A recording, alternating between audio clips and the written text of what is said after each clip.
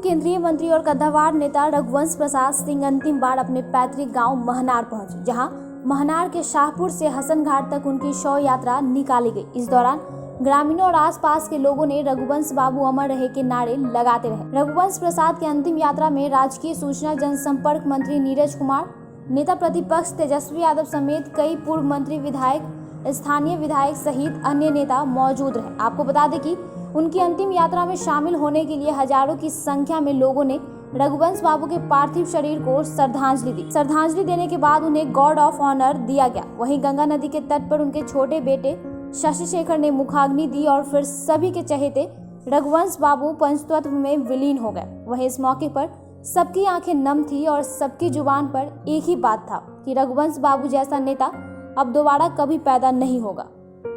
बड़ी क्षति मानते हैं खास करके राजनीति कि दिवंगत रघुवंश बाबू का 5 शब्द जीवन के अंतिम क्षण का, लेकिन अब नहीं, क्षमा करें, उनके विराट व्यक्तित्व को यह प्रकट करता है।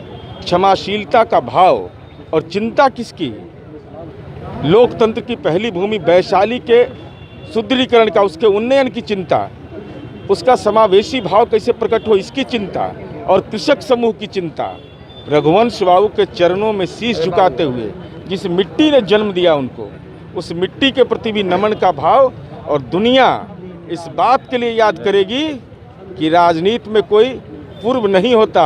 मनरेगा मैन की उपाधि जो मिली है वह देश के करोड़ों गरीब लोगों के आंसू के पोंछने का जो उन्होंने काम किया है उसके आधार पर यह नामाकरण हुआ है। तो आने वाला जो दौर है वह भी याद रखेगा और नई पीढ़ी के ऊपर बाहुबल और धनबल की जो राजनीति की चुनौती है वो जिम्मेवारी सौंपा है कि इन चुनौतियों का हमारे प्रति अगर सम्मान है तो मुकाबला करते रहें।